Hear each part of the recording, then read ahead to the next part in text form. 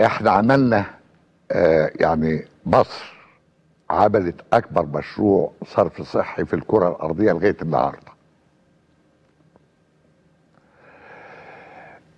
الله يرحمه السادات في مرة من المرات طلع على مجلة امريكية اظن التايمز ولا ايه مش فاكر، اي غلاف لبط عايم على ميه وكاتبين شوارع القاهرة، ضربة قاتلة للسياحة في مصر، لأن فعلا كان في 240 منطقة طفوح في القاهرة اي فيهم مجاري، وده تاريخه موجود وسجلاته موجودة. فكلمت السادات فالله يرحمه قال لي كلمة واحدة: كاري اون، توكل على الله. توكل على الله، اشتغل. توكل على الله. يبقى في دراسات اتعملت، الدراسات على المستوى العالي، يعني طبعا دراسات بيعملها متخصصين دوليين جايين بناء على اعلام في الجرايد، اكتر من عرض. اخترنا العرض الانجليزي. اي اتعملت الدراسة واتقال وقتها، وده حقيقة، ان ده اكبر مشروع صرف صحي في العالم. في العالم. علشان نعمل اكبر مشروع صرف صحي في العالم بدأنا نشحت، او انا بدأت اشحت عليه. يعني انده للسفير الانجليزي ومكتوب، لو رجعت في الجرايد وقتها، اكبر منحة خرجت من المملكة المتحدة كانت 50 مليون استرليني في تاريخها، يعني في تاريخ المملكة المتحدة. الانجليز بخل يعني. ايوه. فاكبر منحة خصصوها كانت 50 مليون استرليني. الامريكان اليو اس ايد، هيئة المعونة الامريكية، كان رئيسها في القاهرة اسمه مايكل ستون. جه مع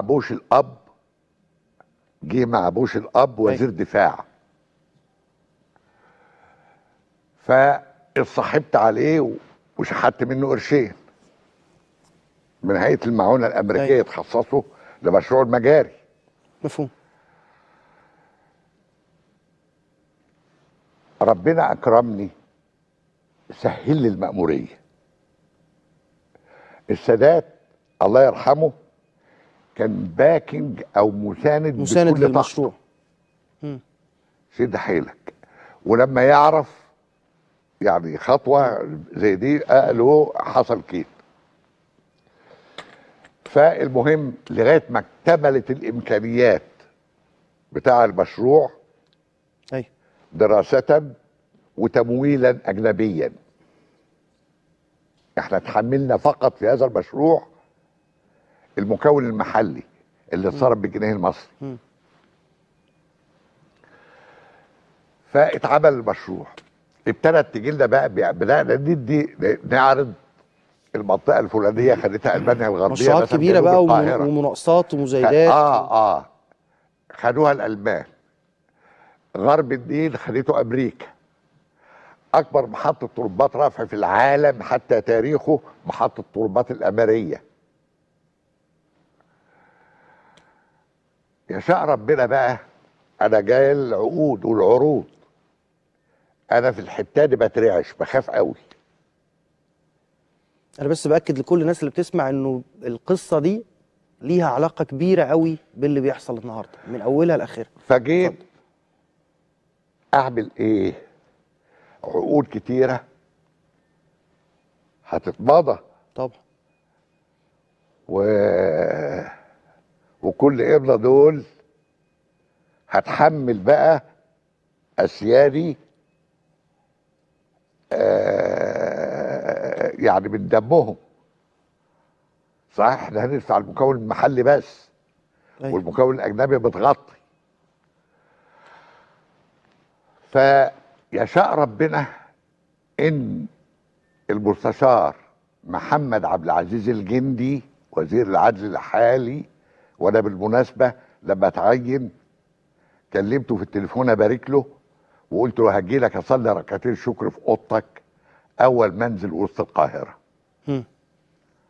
وطبعا لسه ما وفيتش، لسه ما وصلتش القاهره، لسه ما نزلتش وسط ما البلد. وفيتش ليه؟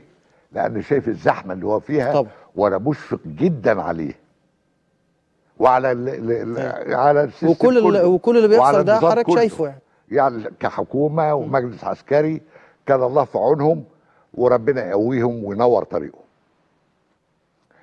المهم الجندي خرج ايوه. وهو بيحلف اليمين وهو بيستلم الوسام من رئيس الجمهوريه، فرئيس الجمهوريه عرض عليه يجيب له شغله في الخارج. كان الرئيس سادات مات الله يرحمه وتولى الرئيس حسني مبارك. فرئيس الجمهوريه بيديله وسام بمناسبه ترك الخدمه. ايوه. وعرض عليه يجيب له شغله في الخارج. فرد عليه، والكلام ده بتشهر في الجورنال، مش سمعته يعني في ودني، لا قريته في الجورنال. عرض عليه يجيب له شغله في الخارج، فقال له بعد ما ابقى النائب العام بتاع مصر اظن ما فيش شغله تنفع لي. كانت ايه الشغله؟ بره. كان نائب العموم. لا كانت ايه الشغله اللي معروض عليه؟ لا ما فيش داعي بقى للتفاصيل. طيب ماشي. انما ده اللي اتكتب وقتها.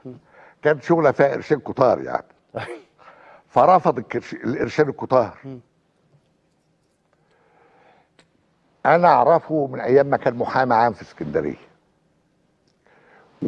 وكل مصر عرفته وهو نائب عام الانضباط والاستقامه والوضوح واعمال الحق بصلابه الرجال.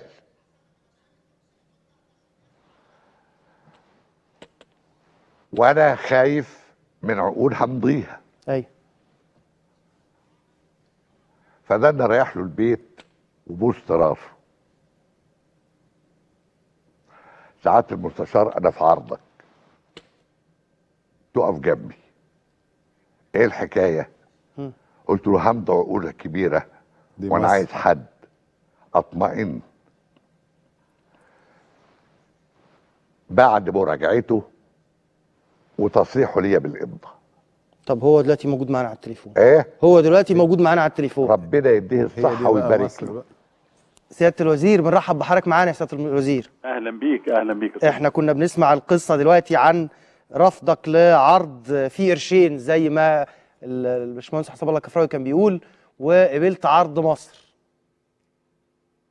الو. الحمد لله، يعني بنحمد ربنا على الستر والعيشه اللي احنا فيها كويسه الحمد لله.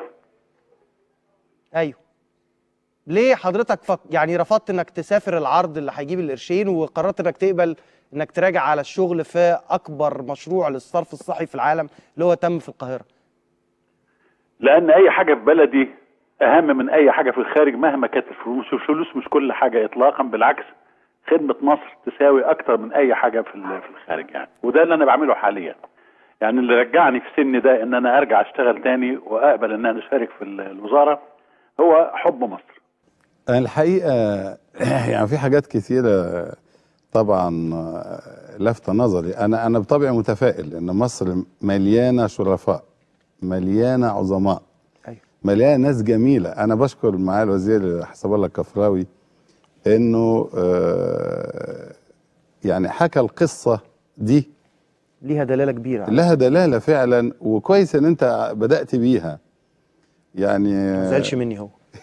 يعني انت لا يعني الحقيقه هي كشفت عن مصر الجميله، مصر العظيمه فعلا. الخدامين مصر ما هماش الناس اللي هم الصف الاخير. خدامين مصر يجب ان يكونوا الصف الاول.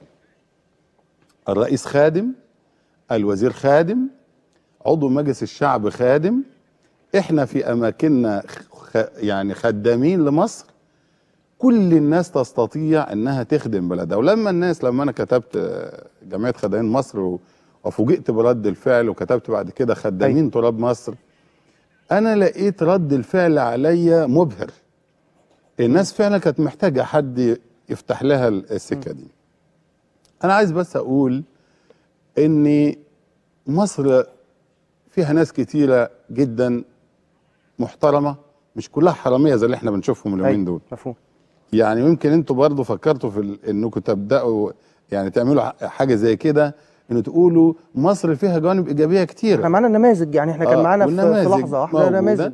انما مصر مش كلها الحراميه اللي احنا شايفينهم، دول كانوا العصابه التي تحكم مصر. مصر الجميله العظيمه الرائعه اللي الثوره حركت فيهم الروح الجديده والجميله، كلهم جم وفي يوم مطر وفي يوم ما كانش حد بيتحرك فيه من بيته. أيوة. وموجودين بهذه الكثافه كما ونوعا. علماء، دي بس فرصه ثانيه. طيب. علماء، اساتذه جامعات، قضاه، اعلاميين، والمفاجاه كلهم كانوا هوانم وبشوات. اشراف مصر هم اللي كانوا جايين يخدموا مصر، وعلى راس اشراف مصر الوزير المهندس حسن الله المحترم طب الجميل ربنا يبارك فيك. وتاج راسنا ربنا يبارك فيك. وعمنا. انا عايز اساله، انا عايز ربنا اسال يبارك. عايز اسال المهندس حسب الله في الفكره اللي قالها الاستاذ محمد امين دلوقتي. الناس دلوقتي اللي بتشوف التحقيقات وبتشوف القواضي اللي شغاله كل يوم وعدد كبير جدا من القواضي المفتوحه دي، بتقول يعني البلد دي كانت ممسوكه ازاي؟ بتقول البلد دي كانت ماشيه ازاي كده؟ لا، انا اتكلم عن الفتره اللي انا عاصرتها. ايوه فندم. انا اشتغلت 17 سنه وزير، 5 مع الرئيس السادات الله يرحمه.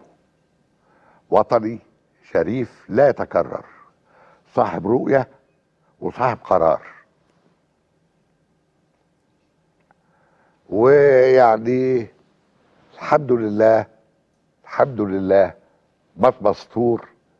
ولولا اولاده الصغيرين اتجوزوا ولاد ناس مرتاحه شويه ماديا، ايوه. كانوا خدوا قرشين من الضمان الاجتماعي. ف و12 سنه مع الرئيس السابق، ربنا يبقى معاه يعني ومعانا كلنا. لما حصل الاعتداء على حسن الألفي قدام الجامعة الأمريكية، الحكومة أياميها جابت عربيات مرسيدس مصفحة للوزراء،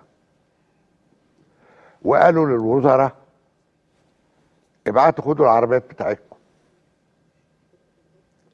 فأنا ما بعتش، أنا بقى عربية بيجو دخلت معايا، وطبعا ما فرطش في العشره بتاع العربيه. دخلت معايا الوزاره، فضلت معاك. ففضلت معايا، كان وقتها بقى لها 10 12 سنه يعني. فما بعتش اخد العربيه. فالظاهر دي يعني استفزت رئيس الوزاره، فجي يكلمني، جالي المكتب يقول ليه ما بعتش تاخد العربيه؟ ده احنا كنا بنتكلم في انهي فتره يا فندم؟ وبعدين والله وبعدين معاك. لا مش بعدين معايا، الناس اللي بتتفرج دلوقتي ناس عندهم 30 سنه ما يعرفوش. وزاره حسن الألفي لما كان حسن الألفي وزير كان في وزاره عاطف صدقي. دكتور عاطف صدقي. فكان في وزاره عاطف صدقي. ايوه يا فندم. طيب في ناس كتير ما تعرفش. ابقى فوت شويه. في ناس كتير ما تعرفش. ابقى فوت يعني، وانا مؤاخذه. اتفضل.